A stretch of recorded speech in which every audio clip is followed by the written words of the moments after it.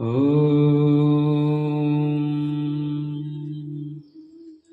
हरि ओम। श्री गणेशाय नमः। श्री भगवत्यै नमः। श्रीमते रामानुजाय नमः। श्री भगवत्यै नमः। श्री गुरु शरण कमलेभ्यो नमः।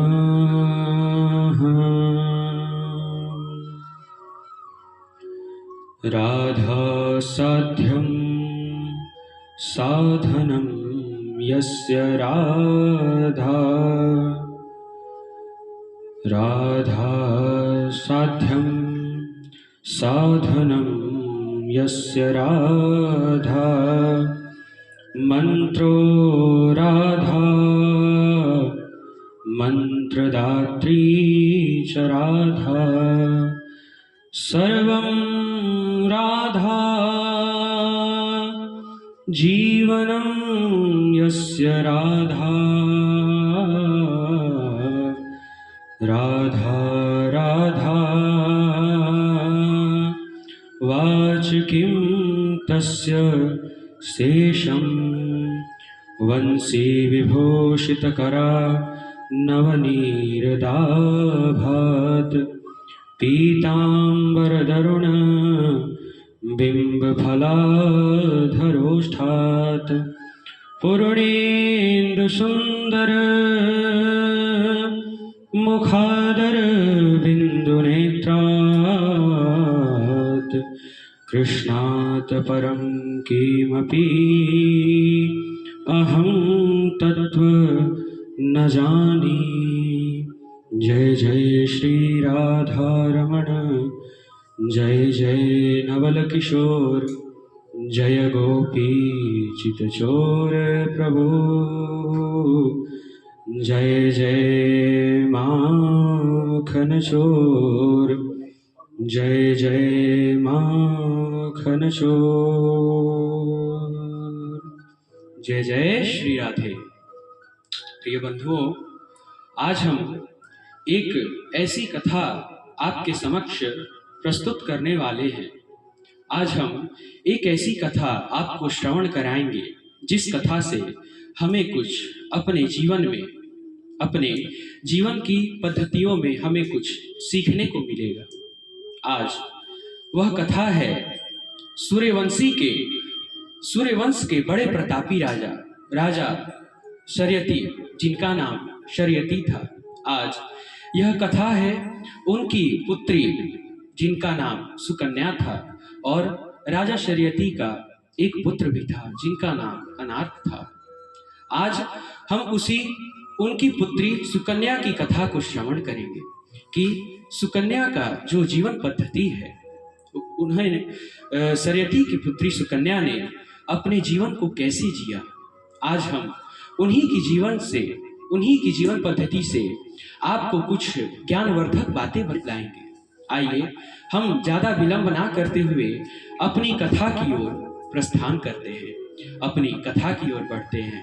प्रिय बंधुओं, एक समय की बात है कि सूर्यवंश में एक प्रतापी राजा हुए। जैसा कि मैंने आपको उनका नाम बताया, उनका नाम था राजा शर्यती। उनकी एक पुत्र और एक कन्या थी। उस कन्या का नाम सुकन्या था और उनके पुत्र का नाम अनर्क था। तब एक बार क्या होता है कि सबसे पृथ्वी के जो प्रतापी राजा कहे जाते थे, राजा शर्यती ही थे। वह सूर्यवंश में उत्पन्न हुए थे। एक बार वह सरोवर के तट पर जाते हैं। राजा शर्यती की 4000 भार्याएं रहती हैं। उनके नगरी में एक बहुत ही सुंदर सरोवर था। तब वह सरोवर में स्नान करने हेतु सरोवर के समक्ष जाते हैं, सरोवर के किनारे पर जाते हैं अपने 4000 भार्याओं के साथ। और उनके साथ उनकी पुत्री सुकन्या भी जाती है। क्यों जाती है? वह वहां क्रीड़ा करने के लिए जाती है। महाराज शर्यती और उनकी 4000 जो भार्याएं थी वह सरोवर में जल क्रीड़ा करने लगी, और उनकी जो पुत्री सुकन्या थी वह थोड़ी चंचल स्वभाव की थी। वह खेलते खेलते उस सरोवर के कुछ ही दूरी पर महाराज मुनिवर चयवन की एक कुटिया थी। वहीं पर चयवन मुनि की एक कुटिया थी। वहां पर खेलते खेलते वहां पर चयवन मुनि के आश्रम पर सुकन्या खेलते खेलते क्रीड़ा करते करते वहां पर पहुंच गई, और उन्होंने यह देखा कि वहां पर मुनि चयवन तपस्या कर रहे हैं, और वह तपस्या में इतने लीन हो गए हैं कि जो ऐसे कीट पतंग होते हैं जो अपने मिट्टी को ही घर बनाते हैं, उन कीट पतंगों ने मुनि के शरीर को पूरे तरह ढक लिया है। लेकिन पूरे शरीर के ढकने के बावजूद भी वह जो कीट पतंग थे उन्होंने मुनि के आंखों को नहीं ढका है। उन घर के छिद्रों में से एक दो ज्योति प्रकाशमान हो रही थी। सुकन्या उन ज्योतियों को देखती है। वह तो थी ही चंचल स्वभाव की। उन ज्योतियों को देखती है, वह सोचती है कि यह मुनिवर तपस्या कर रहे हैं, तो यह दो ज्योतियां कैसी हैं? यह ज्योतियां किसकी हैं और ये इतना प्रकाशमान क्यों है? जब उसे इस बात से संतुष्टि ना मिलती है कि यह ज्योति कैसी है, यह इतनी मणि के समान क्यों चमक रही है, तब वह बगल में पड़े एक कुश को उठाकर उस कुश से उस ज्योति को भेद डालती है, जिससे कि चयवन मुनि के आंखों की वो भेद डालती है, जिसकी वजह से उनकी आंखों से खून की नदियां चलने लगी। उनकी आंखों से खून गिरने लगा। तब मुनि चयवन की तपस्या भंग हो गई। जब सुकन्या ने देखा कि मुनि चयवन की जो तपस्या है वह तो मैंने भंग कर दिया, अब मुनि मुझे श्राप न दे दे, इस डर से वह अपने पिता और माताओं के पास चली गई, और पिताश्री के पास जाकर वह खड़ी हो गई। उसके बाद चयवन मुनि के आंखों से खून की धाराएं बहने लगी, और इसके बाद जब महाराज शर्यती अपने महल को पहुंचे तब उन्होंने वहां क्या देखा कि मेरे जितने मंत्री और सैनिक थे वह सब अपहरण की बीमारी से ग्रस्त थे। तब उन्होंने यह सोचा कि यह कैसे हो गया। उन सब के मलमूत्र जो थे अवरुद्ध हो चुके थे। जब मलमूत्र नहीं होते हैं तभी अपहरण की बीमारी होती है, अपहरण का रोग होता है। तब राजा शर्यती ने यह देखा कि मेरे मंत्रियों और जितने भी मेरे सिपाही हैं इन सबको अपहरण का रोग हो गया है। उनकी जो रानियां थी, महाराज शर्यती को भी इस रोग ने ग्रास लिया है। तब यह बात पूरे नगर में फैल जाती है कि मुनि चयवन के तपस्या को किसी ने भंग कर दिया, उनके आंखों से खून की धाराएं चल रही हैं। तब यह बात महाराज को एक सिपाही के मुख से पता चलता है कि चयवन मुनि के तपस्या को किसी ने भंग कर डाला है। तब महाराज शर्यती कहते हैं कि उस दुष्ट आत्मा दुराचारी को पूरे नगर में खोजा जाए।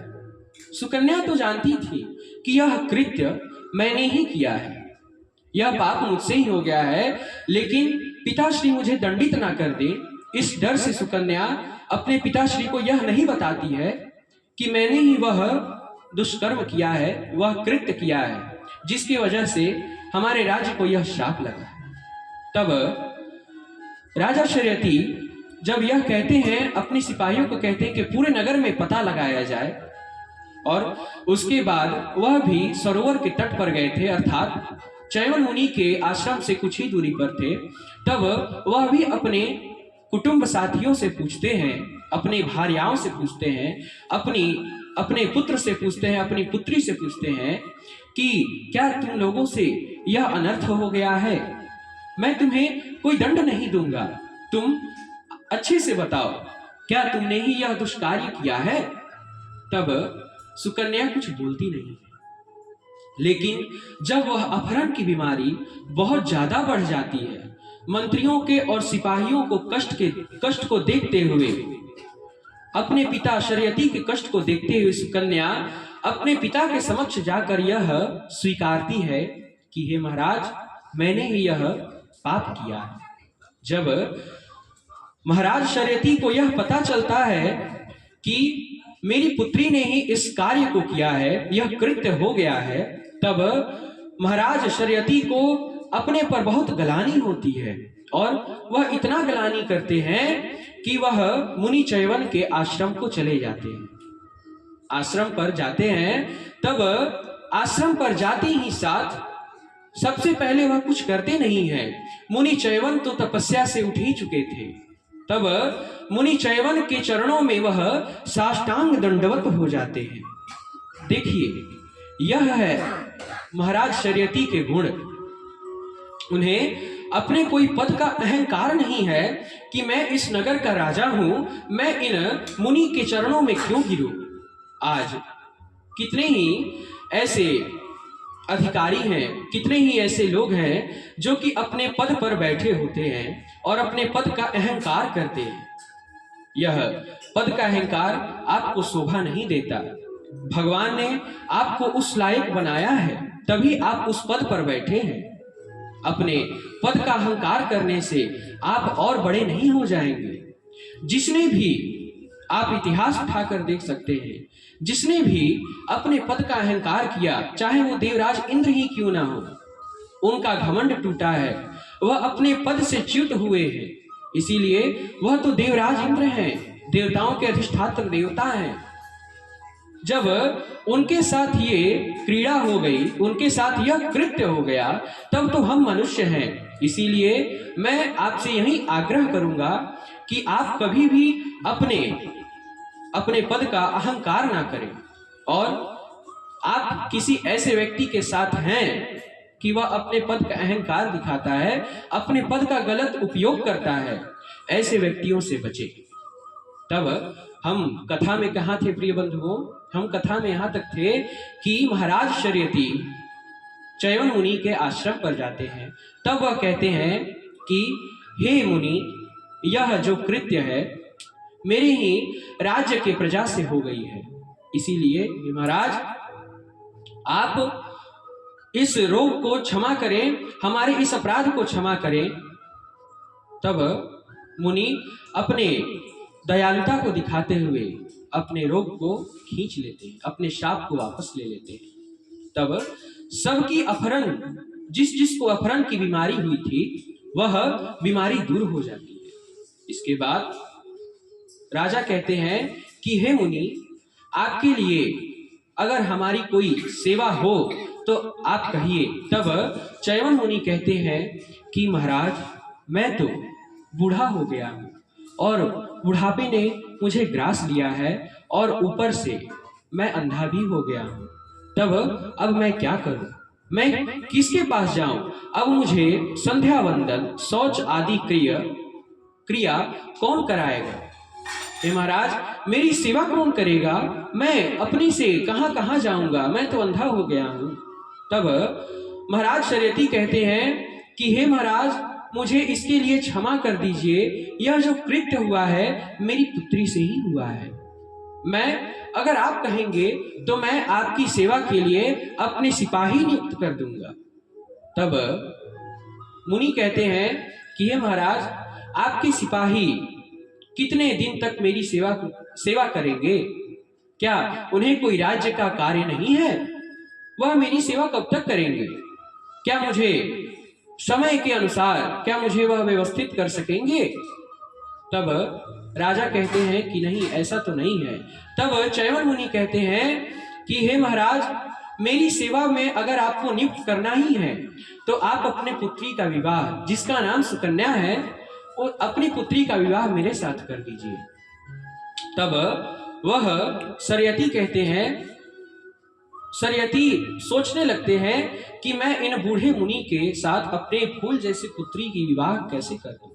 तब शर्यती सोचते सोचते अपने राजमहल को आ जाते हैं। जब वह पुत्री देखती है कि मेरे पिताजी दिन रात बड़ी चिंता में डूबे रहते हैं, ऐसे तो उनका स्वास्थ्य बिगड़ जाएगा।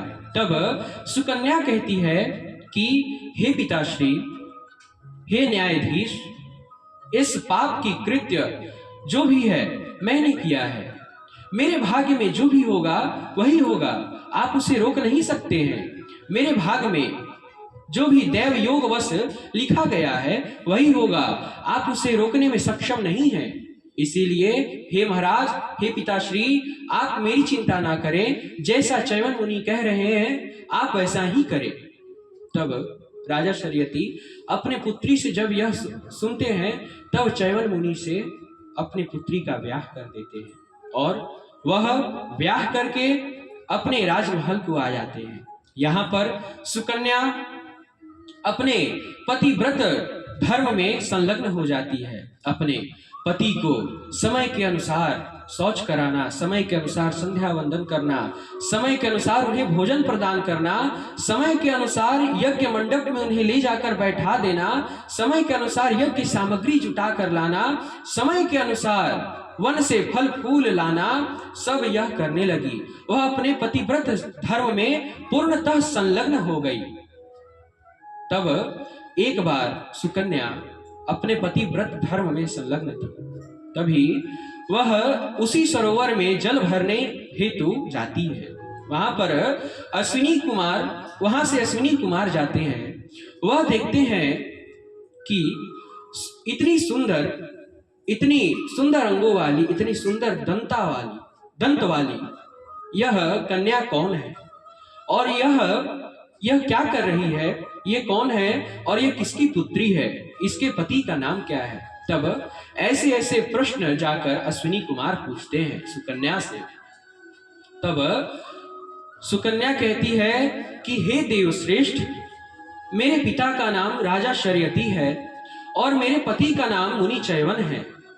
मैं इसी नगरी की हूं, मैं अपने पतिव्रत धर्म में संलग्न हूं।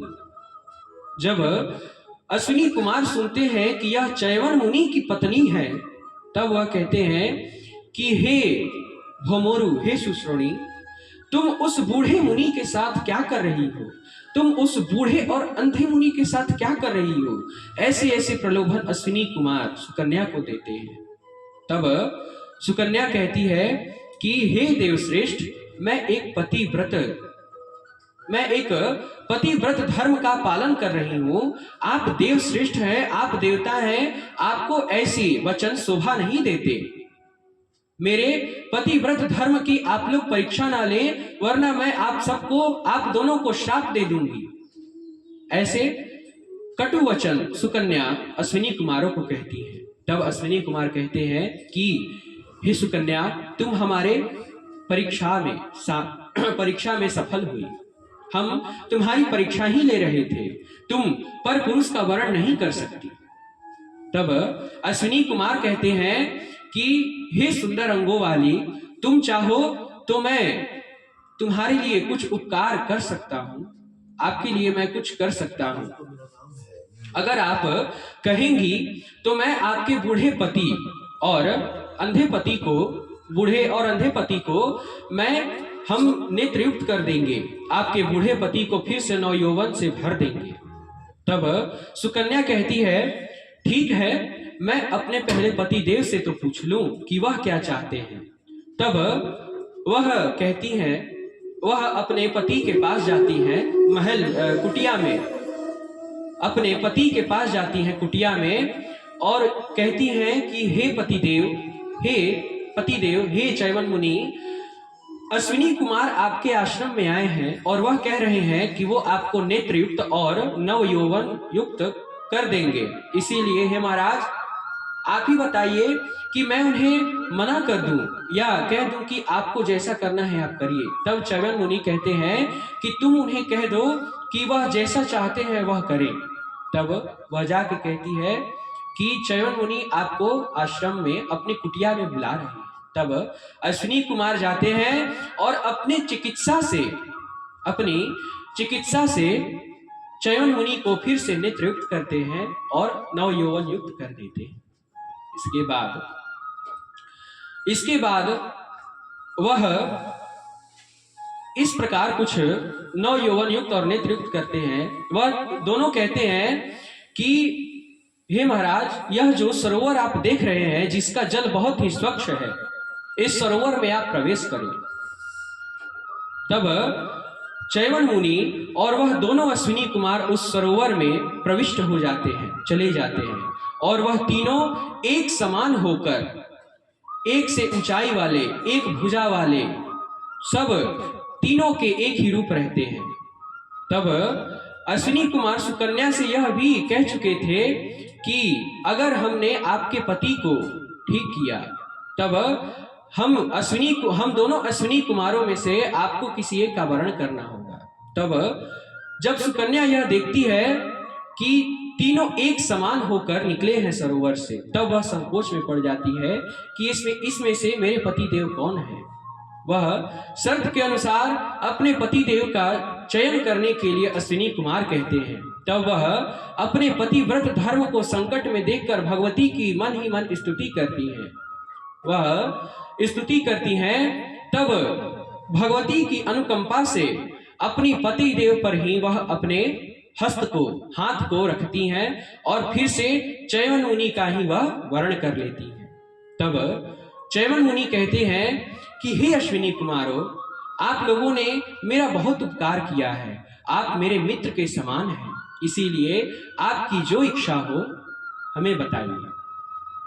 तब अश्विनी कुमार कहते हैं कि हमारी कोई इच्छा नहीं है।